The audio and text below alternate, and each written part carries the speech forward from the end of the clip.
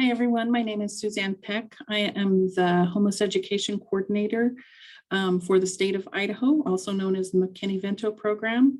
And today's presentation is addressed homeless education program development. And it's really a way to utilize the federal and self-monitoring tool as a guide for program development. We're going to get started. And the learning targets for today is that I hope by the end of this that you understand how the federal monitoring tool, or especially the McKinney-Vento program indicators, can be used for program and system development instead of just a means of compliance. I hope that you can navigate to the aligned resources on the homeless education website. That you can organize your program folders and files to match the indicators for easy access and sharing of information, that you can organize tasks related to your homeless ed program through the development and use of the month-by-month calendar, and that you have a better understanding of how the homeless indicators can help you develop a district homeless program and prepare for your upcoming federal programs review or your annual self-monitoring review. So let's get started. This section will help you get organized and learn some of the tools and resources that are available to districts and charters to help develop and grow your homeless education program. The Idaho McKinney-Vento Education Mini Manual was created to assist smaller LEAs with the very heavy lift of McKinney-Vento. The forms and templates that are shown in the manual are available on the Title 9A Homeless Children and Youth website and are designed to allow LEAs to customize them to meet their own unique needs. It is available on the Homeless Education or Title 9A Education for Homeless Children and Youth page on the State Department website. You can navigate to it by going to sde.idaho.gov, navigating to the federal programs page, and then clicking on the Title 9A Homeless Children and Youth button, or I have provided a link there. I just want to help McKinney-Vento liaisons. I know that many of you wear multiple hats in your district or charter. Adult learners are often self-learners and need easy, accessible point-in-time training and resources. And the federal programs monitoring tool is aligned to the Title 9A Homeless Children and Youth website, so to make this easy for you. Just look at the heading descriptions and the indicator number under the files or the training tabs, or you can click on the link that is provided here. If you are a new liaison, think about what you inherited from your predecessor. Was there a system developed, or did you feel like you were starting at the starting line? My goal for McKinney-Vento liaisons in the state of Idaho is to help liaisons create a McKinney-Vento program that is systemic and doesn't result and rest on the awesomeness of only one individual. If a McKinney-Vento liaison leaves, there should be processes, documents, and community partners in place to pass on to the next liaison. By organizing your files, either digitally or a paper copy by indicator, and putting all of your evidence in these files, your program will be easier to administer. The needs of the McKinney-Vento students will be better met, and preparations for the federal programs review every 6 years or so becomes very easy. If you will review the contents of your McKinney-Vento indicators file annually as part of your yearly self-assessment process, you are creating a systematic approach that not only meets the federal statute, but ultimately helps kids and families. One tool that I use to help organize myself is the use of a month-to-month calendar. This helps me during those very busy times of the year to remember what I need to do. It also helps me to spread out the work schedule of those once a year type activities during times when things are a little slower. It was helpful for me to have 4 categories for activities when I was designing the calendar of what to do and when. Those 4 categories are things that are related to the program management and data collection, times when I reconnected with or established community partners. The next one is things that are done for or with district or school staff. In example, training or RTI meetings. And last but not least, things that are directly impacted, that impact families and students. You can see that I put the indicator numbers in red as a reference to myself to remember to file documents. Remember, if it's on the calendar, it gets done. This next section is going to go into depth into each of the McKinney-Vento related indicators. In the following slides, I have included the same information that's on your federal programs monitoring tool. You can follow along and make notes on it if you have a printed copy. On the left-hand side of the screen, you can see, or the monitoring tool, you can see that there's a citation. This citation is the exact wording from the McKinney-Vento statute. In the middle, you can see a section where it says evidence and supporting documents. This is basically the Cliff Notes version of how to interpret the law and put it into practice in your district or school. On the right are specific things that reviewers will look for or ask if you have an on-site or hybrid monitoring visit. You can see the small mini manual icon at the bottom of the page. If there are specific things related to the indicator that are addressed in the mini manual, the page numbers will be shown. So SID refers to how students are identified, served, and monitored throughout the year. You can see that it is broken into 3 specific areas: identification procedures, services and supports, and progress monitoring. On the next slide, we will go over the types of evidence that would work to satisfy this indicator. In regards to the identification evidence, you may want to provide a complete housing survey. You can redact the names if you wish, but uploading via our secure server does not require you to do this. Next is a month-to-month calendar could also be used as evidence of when you do your second type of outreach or identification activities mid-year. The services and support can be shown in multiple ways. The eligibility and supports flow chart showing who is responsible at each of the different stages. You could put in a district brochure describing your McKinney-Vento program. I have seen districts put in a website with information and contacts and what resources they have, or a community resource manual with your referral partners.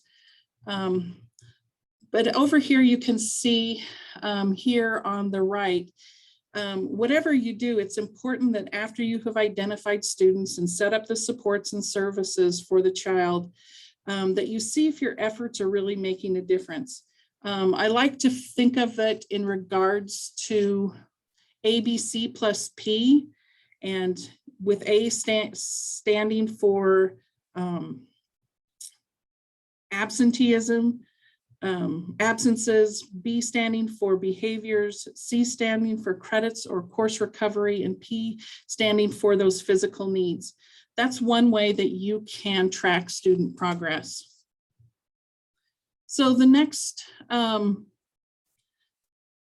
indicator is indicator number 9. And this information, again, is taken directly from the federal programs monitoring tool. Remember, the citation is the legal language. The evidence is how the law can be put into practice. And this also includes some of the things that will be reviewed in person or through an interview. And you can learn more about the data collection and record keeping in the mini manual on pages 19 through 22. The liaison should keep an annual list of students that are identified. This is also, this roster should be shared with your child nutrition people. The easiest way to do this, I have found, is through some type of spreadsheet. The list should be compared to what is submitted to IC before or after each upload. This will ensure that the numbers that you have identified and coded in your student management system matches the numbers that are reported to state. Remember, digital is okay. Whichever is easiest for you is great. Something else that you could provide it as evidence would be an active McKinney-Vento student file for each of the each identified students that are identified for the year. This file, you can see examples of it, of each of the documents. This file should include a housing survey showing the living situation, any notes from the follow-up eligibility conversation, a communication log, a copy of the written eligibility notification, and then if there's any needs or services that you're providing for the student, these are the kinds of things that could be kept in an active student file.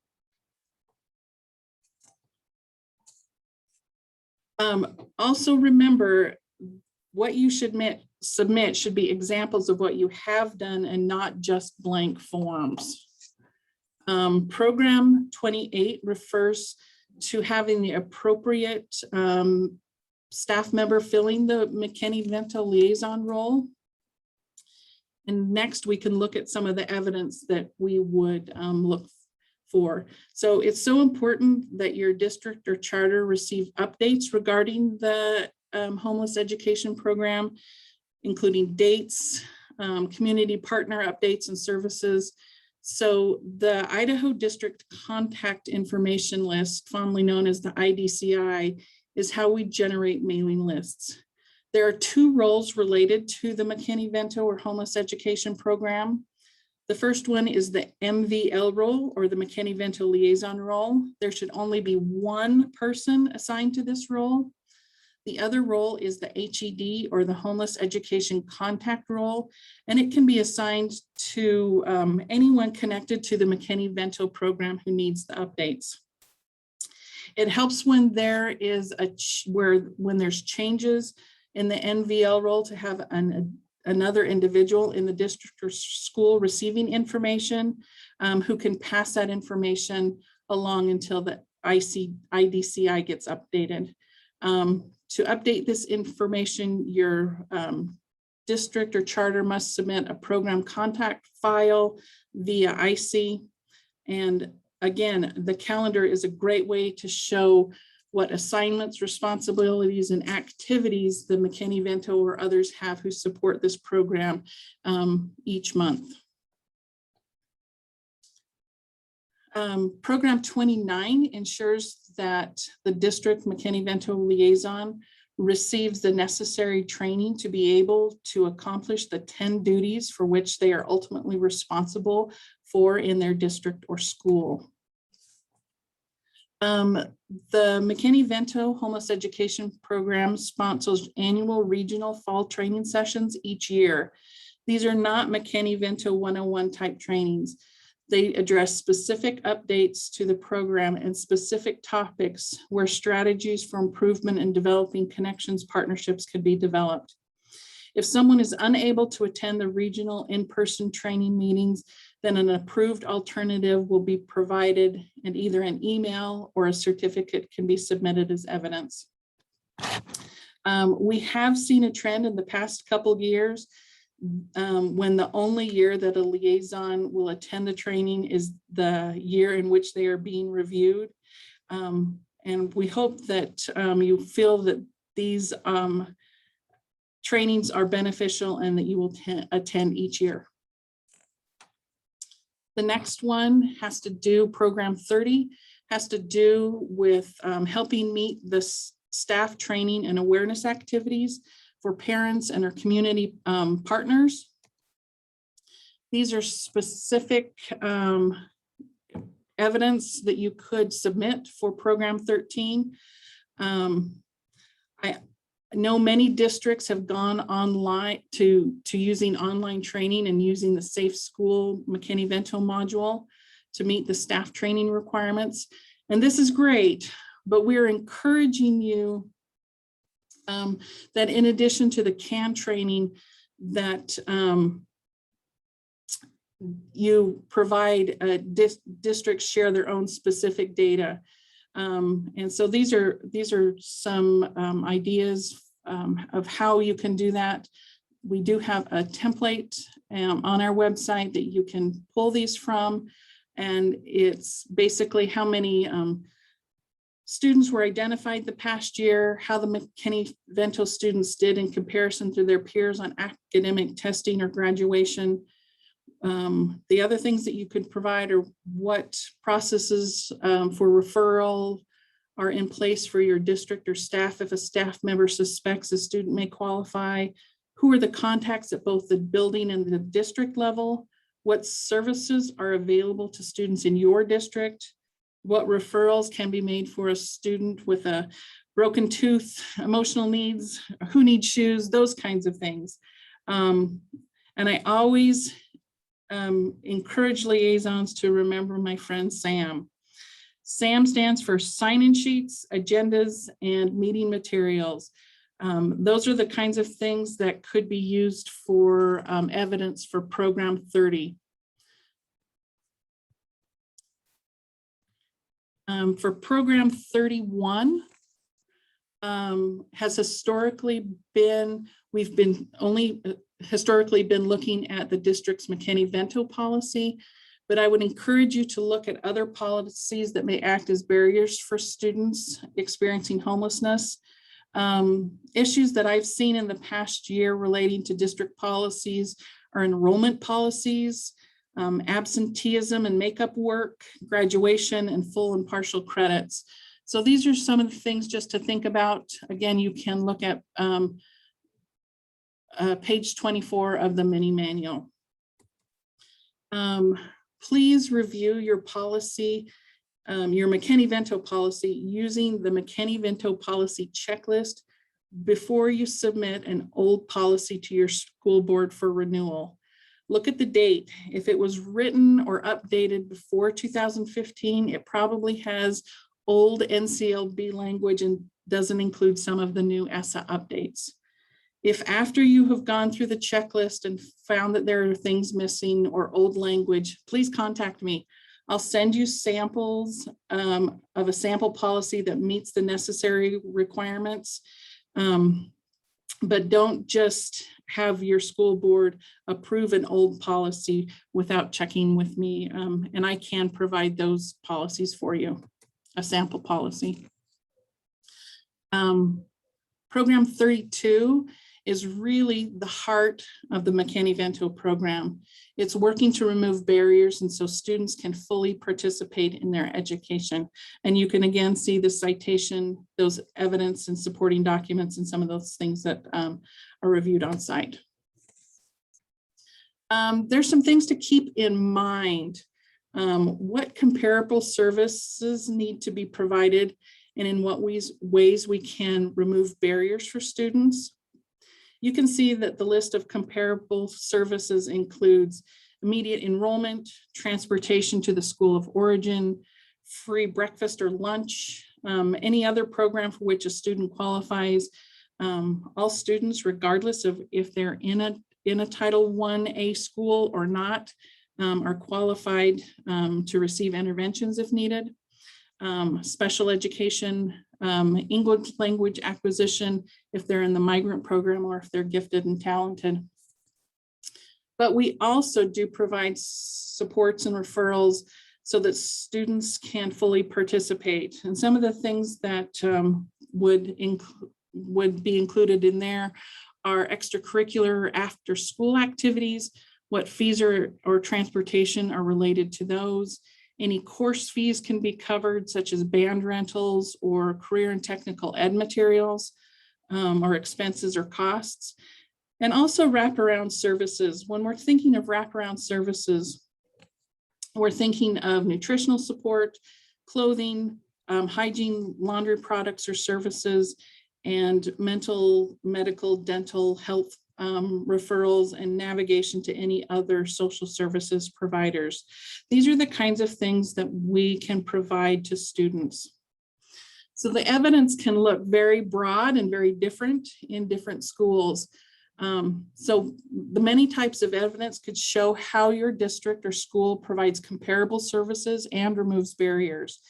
This could be an example here on the left is a district guide to student fees. It talks about how to support a student to participate in sports. Right here, using eligibility or hardship waiver from the Idaho High School Activities Association. One of the easiest ways to show how barriers are removed for students is through a McKinney-Vento services tracking sheet and the completed needs checklist that you do when you identify students. So program 33 has to do with making the community aware of the program and also helping parents and unaccompanied homeless youth understand that they have certain rights under the McKinney-Vento laws. When a child is eligible, a parent or guardian or the unaccompanied homeless youth should receive a written notification of eligibility along with a copy of the parent and student's rights. And you can see examples of these here on the right. There are many formats in which you can share this information. Oftentimes there's District McKinney-Vento pamphlets. Here there is a parent pack, which is a pocket portfolio. This is a great place for parents to keep important papers and to inform them of their rights. These can be ordered along with materials from the National Center for Homeless Education. This is USAID's support center for all things McKinney-Vento. You can order free materials every year. Just go to awareness materials at ncha.ed.gov or this nchehelpline.org. You can just click on that link and those materials can be ordered each year.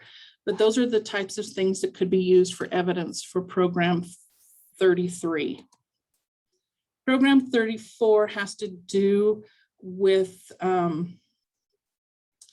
school stability and best interest. Program 34 doesn't happen very often, but it's important to have the processes in place if needed when determining what is in the best interest of the child in determining which school they should attend. This is one that we cross our T's and dot our I's. So I do have some resources on their website. This first one is regarding the best interest.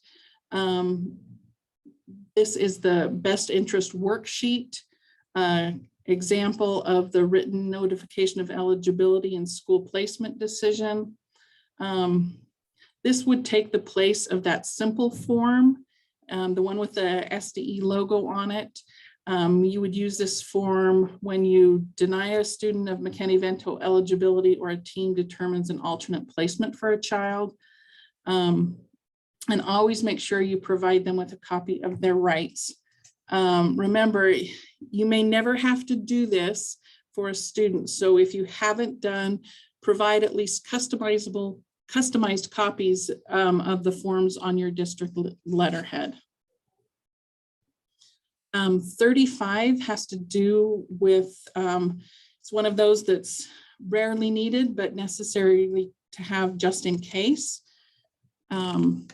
Some of the evidence is, just to make a note, I will be rolling out updated dispute forms and a flow chart at the annual McKinney-Vento training in October. And if you need them before that, please email me.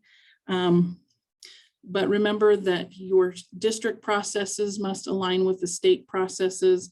And I've got some new letters and flowcharts that are available to you. So again, if you need these, make sure that they're in place. They're not often needed, but when they do, these are things that you will need. Program 36 is one that we will be highlighting as part of our McKinney-Vento 5-year plan. We will be working with districts and schools regionally so that they're aware of community agencies, nonprofits, and others who can help us support kids. Remember, it's all about relationships when it comes to collaboration and coordination. Evidence that you could use to submit for program 36 would include a list of service providers and their contact information. It could be bringing together building level and community level partners to share each other's with what they have to offer in helps of the family. This is done in a community asset meeting or asset presentations. This is an example of a community resource or help self-help manual that could be shared with parents or unaccompanied homeless youth. You can show all of these things that you're doing on your monthly calendar. Again, remember Sam, those sign-in sheets, agendas, and meeting materials if you're meeting with any community partners. But most importantly, track those services and referrals that you are providing to students and families. That's probably the most important one.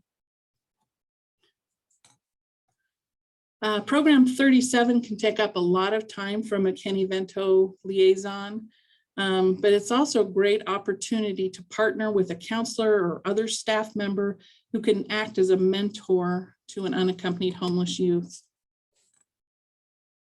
An essential thing in providing evidence is ensuring that unaccompanied homeless youth, especially juniors and seniors, have a written eligibility or verification for the FAFSA and a copy of their rights. The unaccompanied youth can complete the FAFSA as an independent student instead of needing to use their parents' tax information. And this document will help them to be able to verify that they are an independent student. This is really a great opportunity to connect students with a counselor to ensure that they have completed credit review and that the student is on track to graduate. They may need support with credit recovery or other things. In addition to supporting a student receiving their diploma, we also need to set them up for success in the future. And all McKinney students need documentation, but it is especially important for unaccompanied youth to help them acquire a birth certificate, a social security card, and or a state ID card so that they can get a job or go on to post-secondary opportunities.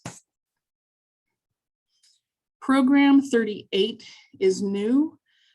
It had been previously a part of the unaccompanied homeless youth indicator, but since it applies to all McKinney-Vento students, we have broken it out to be an indicator all on its own. We just need to ensure that McKinney-Vento students have hope for the future and that they are set up, that we help them set them up for success. If you're not familiar with some of these programs, we will be providing trainings in the future on how they can actually be used as intervention strategies to help McKinney-Vento students improve their attendance, behavior, and coursework completion. And remember, this isn't just a step for juniors and seniors. CTE or career and technical education exposure should start early and really helping students. And so any of the types of activities that you do in connection with any of these types of programs could be used as evidence for program 38. We're going to turn now to the fiscal indicators related. And so this is FA2. This is really, we want you to remember to keep track of how much you're spending for your homeless education. So remember that your homeless education should have a set aside. A project code is a great way to do this. And as part of your detailed budget report, and we're going to review the expenses in the GRA draws. So here you can see the one thing that we're looking for is on the CFSGA that you really, what you have budgeted there in your homeless set aside, as you can see, matches your accounting records. And so what is budgeted should be reflected in your accounting records. FA3 has to do with allowable use of funds. So again, we're going to match, really specifically looking at matching the FTEs or those full-time equivalencies that are listed in the CFSGA to your homeless set aside.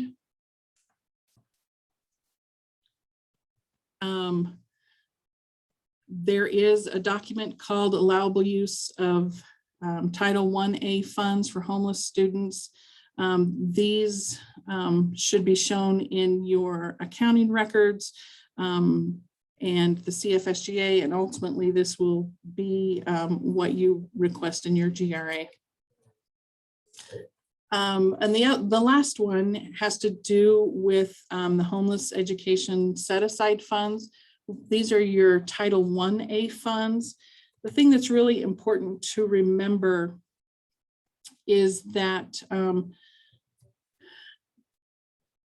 as you can see, that procedures for how the McKinney-Vento set-aside funds can be accessed by the McKinney-Vento liaison. Oftentimes, we've seen that liaisons weren't even aware that there was a set-aside.